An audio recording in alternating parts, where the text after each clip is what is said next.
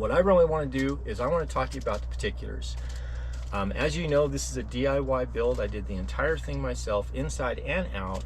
This week is going to be the interior.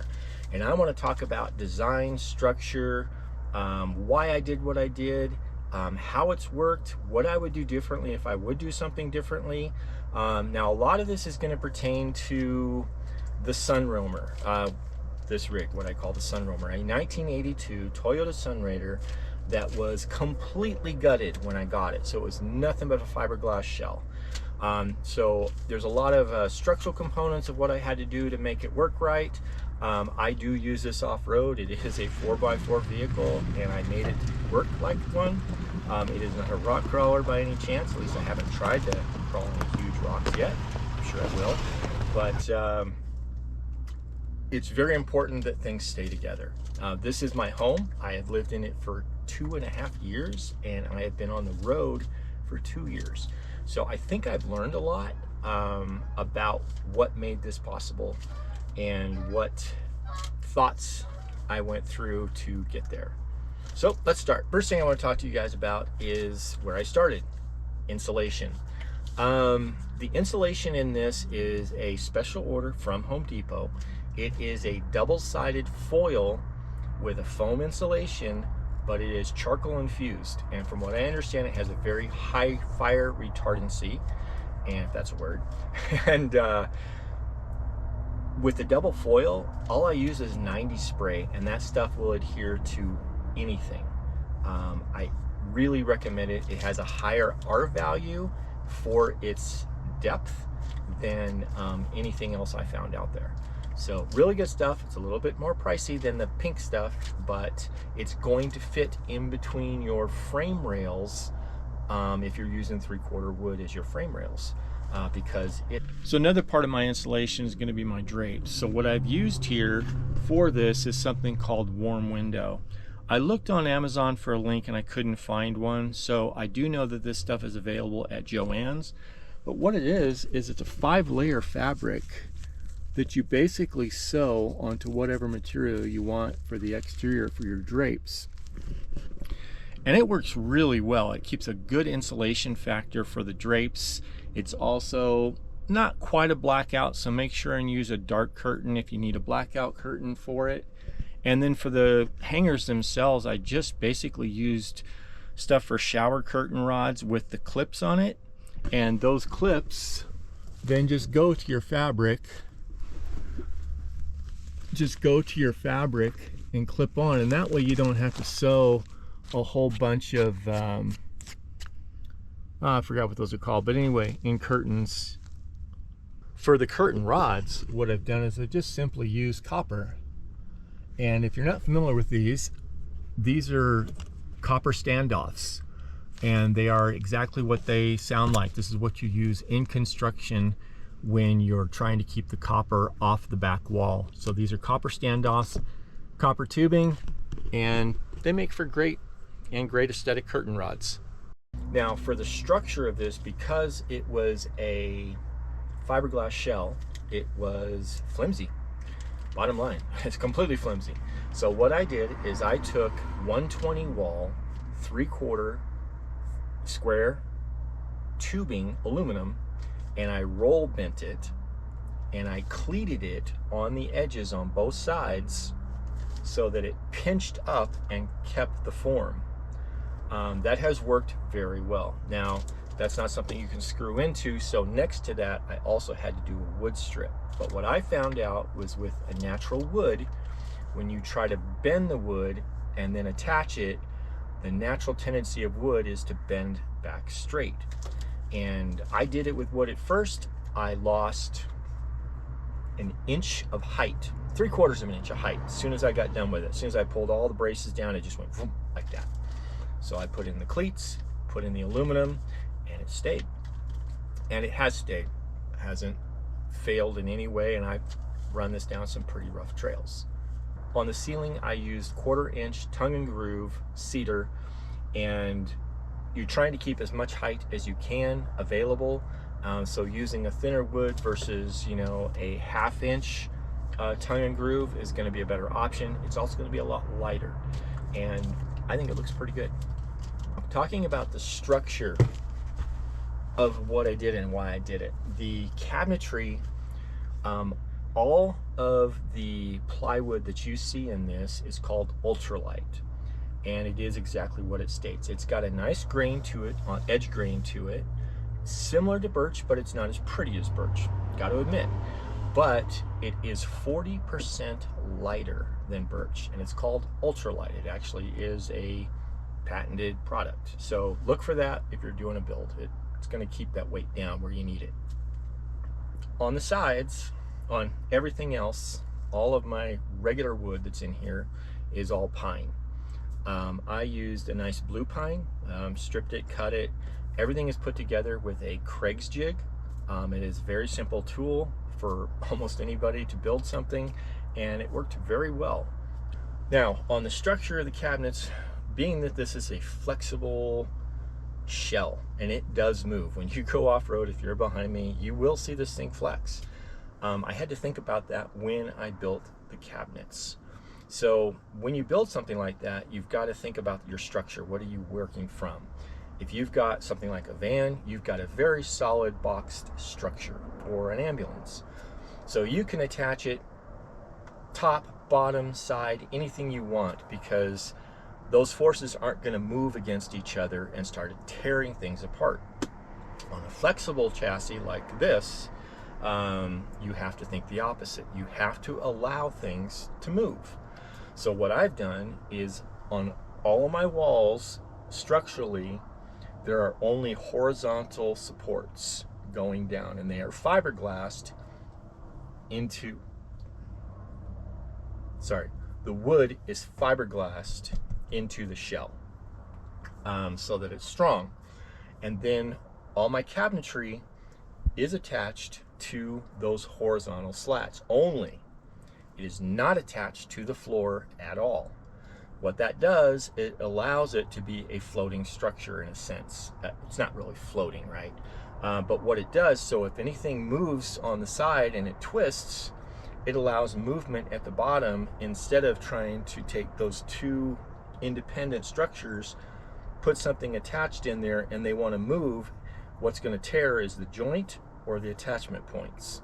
2 years traveling, doing a lot of cool roads, I have not had any issues with any of my structural joints. I have talked to others that also have rigs very similar to mine that have done a different method where they have attached everything every which way and they are having joints fall apart. And that's why you need to be able to allow for that flex. At least that's what I found out, and it's worked.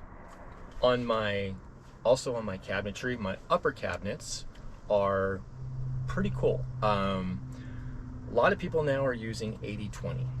Now, I did consider 80/20 as a material to build when I built this. I actually took a running foot of 80/20, both the smaller and the larger, and got the per foot weight of that material. I then took the same per foot weight of the pine. The pine was lighter. So I really decided not to use the 80/20. It was going to be a lot more expensive, and that was without all the hardware to keep everything together, which is steel. So you got aluminum, you got the steel, you got a lot of extra weight. The whole idea behind this was to keep the weight down and keep the weight down low as much as possible. So on these upper shelves, what I did is I built these out of the same material. You remember when you used to go to Hallmark and they have all the tchotchkes in the glass cases? So those glass cases are made out of this material. This material is a very thin walled aluminum, but the structural supports, and there's all different kinds of them. There's T's, there's crosses, there's butt ends, there's 90s, there's everything you can think of to make these in all different shapes. And they're light, they're plastic, and they are a slip joint. If you want, if you see that they are starting to slip on you, you can just drill a small hole and put a screw in and it's done. They have done very well. These two shelves up here, the combined weight of both of them when I put them in, just the shelving units themselves with the real nice cedar, 1/4 inch cedar that I used instead of glass, which you would normally see, adds up to 4 pounds. that is light for a shelf, especially a structural shelf that's going to hold weight. And they've done really well, and that's just a neat material to work with, something you might want to consider. And by the way, a lot of camp kitchens and stuff that you see out there now are made with that same material. So just a little info there on that. Well, on from that, let's talk about, well, the gadgets, the things that I have used to make this thing work. And by the way, almost everything you're going to see on here is going to be on an Amazon link below. So if you see something you need, if you like an idea that I've done, I try to be creative with my ideas, using materials for different things than what they're designed for sometimes. And that's kind of what I like about doing this. I like about sharing information, getting ideas, throwing them out there, and seeing what other people might do with them that are even better than what I've done. So with that, I'd appreciate it if you hit that link down there and get whatever you're looking for. It would really help me out a lot. So first and foremost, if you guys have followed me anytime, you know this is my Dometic 75 quart fridge. I have had this for 2.5 years. Yeah, 2.5 years, almost 3 years. Never had a problem with it. It does sit up here in my passenger seat because, well, I don't have another passenger except for Lily, and she's very comfortable sitting on top of it. So it has worked very well, and the position of it, putting it where I did, has really freed up a lot of space back in my living area. One of the other cool things that I use a lot is this L-track. I have got it on the outside, this spot here, the other side over here by the door for my coats and stuff. This stuff has worked really well. I also use it on the outside. Now on the outside, we'll get into that later, but I want to show you what I did for the outside. What I ended up doing is taking one of these normal things that they, if you don't know anything about L-track, you slide it and it moves. So what I did is I took and I cut one of these off, and I put these little #2 night ease clips on, and I use this for my tarp on the outside instead of an awning, because, well, I don't like to tear things off the side of my rig when I bounce it up against a tree, and I've done that. It also allows you to take and move things wherever you need to. Like when I'm using my fireplace here, I'm able to take and just clip this, move it over to here, and then it sits up over this direction. Again, just a very versatile product, great to be using. Another cool thing I have is this pegboard. Now, I had considered using molly panel, and when I went and I tried to find the different sizes that I would need for it to fit properly, it was usually in some odd shape, maybe designed for the back of a seat or something like that. And it was also very pricey. So I always, like you, probably like yourself if you're a DIYer, you do a lot of what I do, which is when you go into a store, you're looking for ideas. You're looking for something that might be a little unconventional and say, hey, how can I use that? Well, that's what this has done for me. So this is a plastic pegboard, and it's got an offset, so you've got plenty of room on the outside. I just nothing but simple bungee cords, mini bungee cord. And of course, we also have the good old WeBoost. This is the off-road RV one of those RV. It's the RV one. Gives me plenty of room for the antenna, and then also cable for the outside antenna. Not much to say about those. They're about the only thing that's out there to boost your signal if you don't have satellite. And of course, we have the, I think I have only a 1,000-watt inverter. It has worked plenty for me for what I am using. I've not had to have any more power than that, but GoWise is a great company to go with for an economy good inverter. Switch panel, regular switch panel, just hook up. I had done my own solar, so if you're going to do something like this, I do have a link for a guy that you can order a small book from that talks about the best way and how to build your own solar, and if you should build your own solar. I did it at this time because it was a lot cheaper. If I were to do it again, if I were to do it again, I probably would not. I would more than likely order something like an Anchor power system and use that. I like the idea of the Anchor power system. I've talked to people that have used it extensively. They really like that unit. And the nice thing about it is it can grow with you. You get a just 2,000 watt unit, I think it is, and you can get a 2,000 watt additional unit that plugs into it, which gives you 4,000. Yeah, 4,000 watt hours. So pretty cool setup. I would have done that if I was starting over. Also for the kitchen, these are pretty cool, these little sliders. You know, no matter what size your drawer is, they just slide so that you can configure it to use for your size of drawer. Oh, this is a cool little idea I came up with. So this is for my hats. And what I've basically done is just crisscrossed paracord with a couple mounts or a couple screws on the side. And if this ever loses tension, which it has, I can just retighten it, and it just holds all my hats up here, lightweight stuff. What you could do with that, you could use that for coats, other types of light equipment that you've got in your rig. It doesn't take up any space until you got to throw stuff into it. Put it in areas above where you're seated so that you're not going to bump your head. Same with shelves, that works really well. So this is one of my shelves.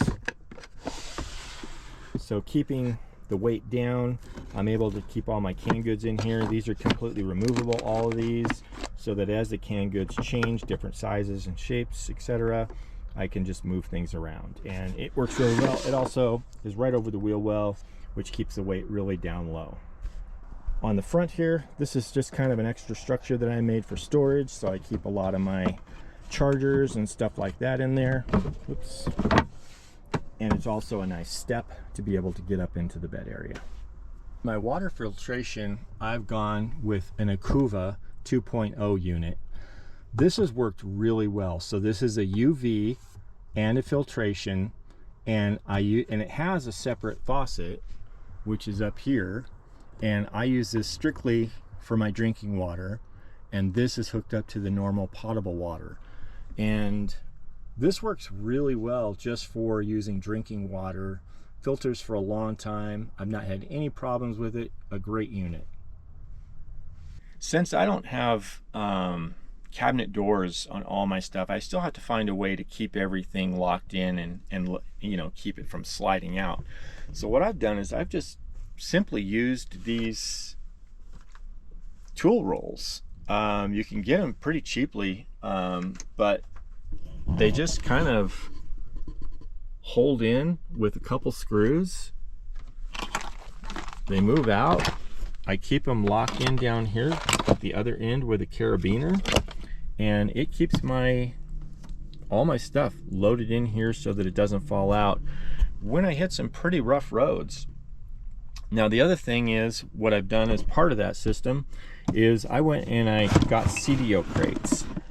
I really like these for storage. They have these removable containers or removable slides, and you can see that in this entire thing. So as your needs change for whatever you're going to use this for, you can slide these around, which is cool.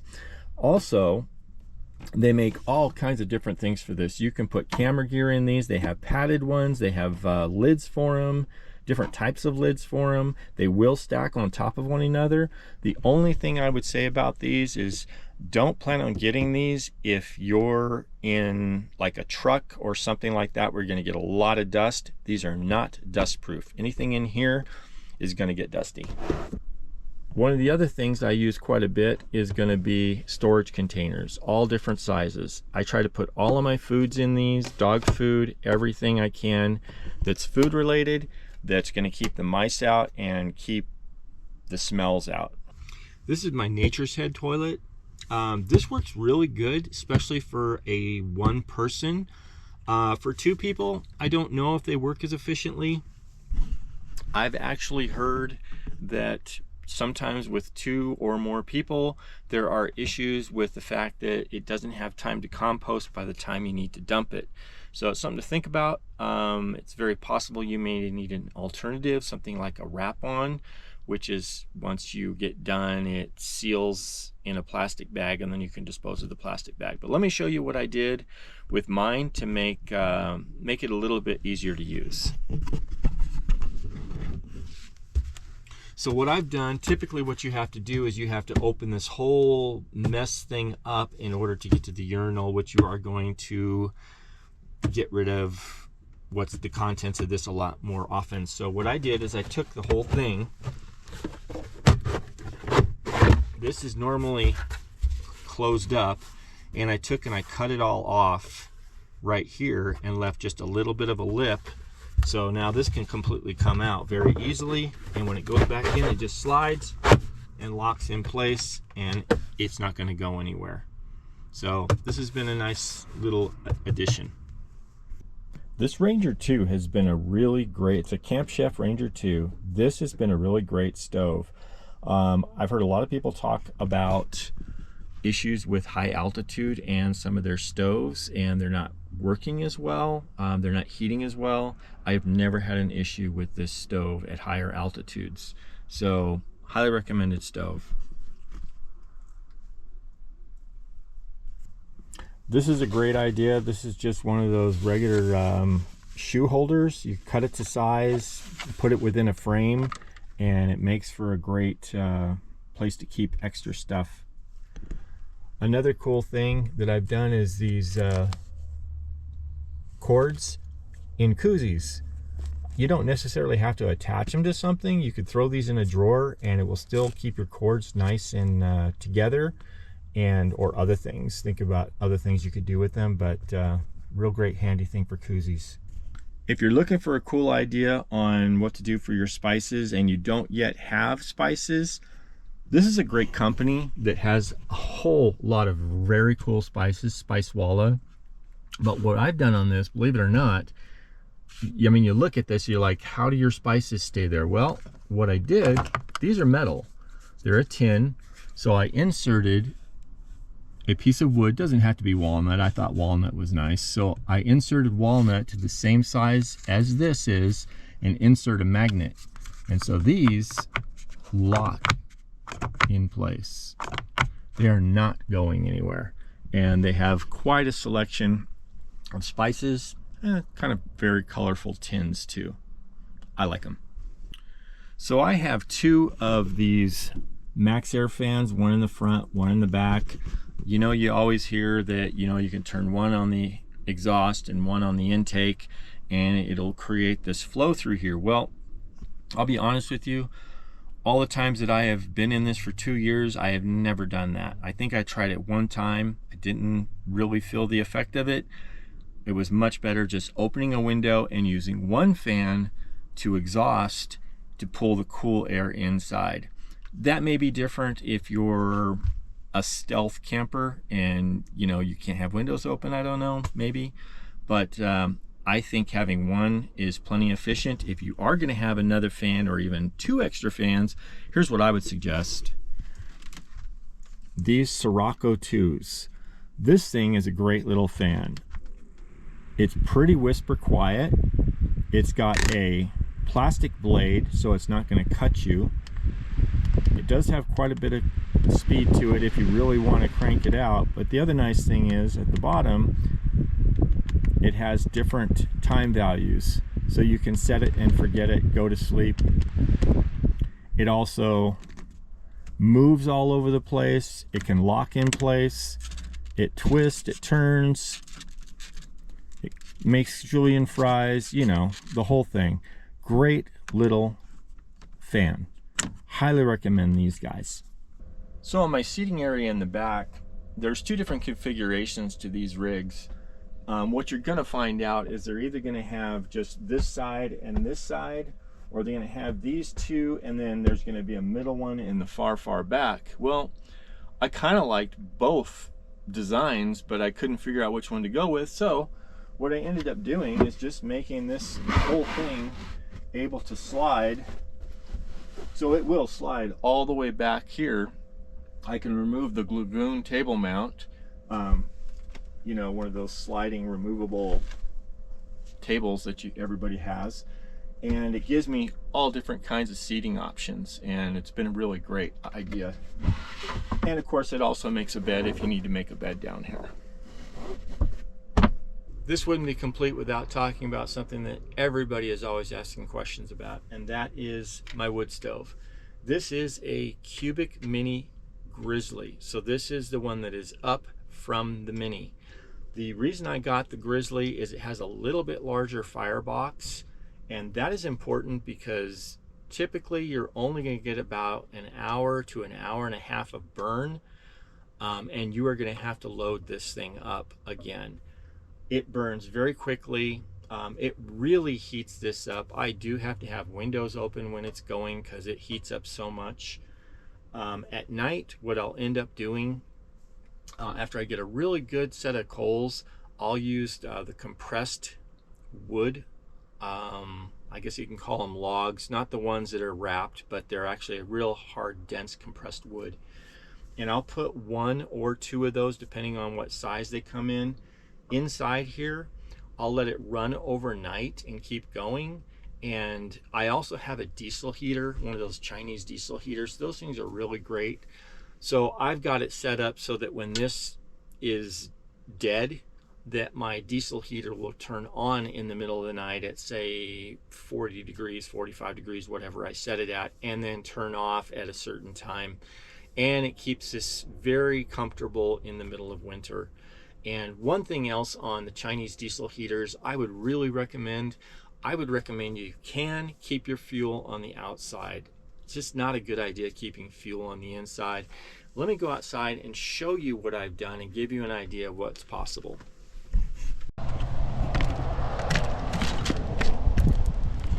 So as we come around the back side over here, what I've done is I've got, this is a Rotopax 3-gallon. It's a gas one. You can also get them for diesel, but I just got a gas one. And what I've done is I've taken, and there's a link to this. This is just a little siphon that goes all the way down to the bottom. I drilled a hole. Make sure you keep these holes very close because you are going to have to fish your fingers in there to put the bottom nut in. So this goes straight to my diesel heater. This is just a little guy here that I put a small tiny little hole in. I don't know if you can see that. And that is for expansion and contraction, because when these things suck out fuel, they will collapse on you. They'll suck in, and then same thing in higher elevations, they'll start to expand. Well, that's eliminated with this. So this keeps all my diesel outside where it's safer. It's going to probably spill also. So it keeps everything outside. It's really nice. It's just something I personally recommend doing. Hey guys, that's going to do it for us. Thanks for tuning in for this in-depth kind of walkthrough. I wanted to do more than the typical, well, here's where I keep my underwear, here's where I keep my stove, here's where I keep this. I've been doing Instagram a heck of a lot longer than I've been doing YouTube. I have fielded a lot of questions, and I've included a lot of photos on my Instagram over the years. On this build, I've had the rig now for 4.5 years. It was a 2-year build. One of the things that allowed me to save so much money on this rig in building it, in every aspect of it, is the 2 years I took to build it. Because what I did is I took all the different sales that were happening, the Black Friday, Amazon Prime, which I believe is around the corner, and I bought what I needed, stored it, and then used the things that I needed and built the rig. I saved a lot of money. When I was thinking about doing this walkthrough, I was thinking about that for you guys, and so I built an Amazon store for you. So if there's anything in here that encouraged you or you want to use yourself in your build, that's there for you. And of course, it also helps me. Well, Lily and I, she's kind of lethargic today. It's pretty hot here. We're going to sign off, and next time I am going to be doing the exterior, and I'm going to be doing a thorough exterior of suspension modifications, all that kind of stuff, so that if you're building something similar or you're building a Sunrader, you can check that out. Again, my Instagram is down below. A lot of affiliate links are down below. Those also always help me. Appreciate you being here. See you next video.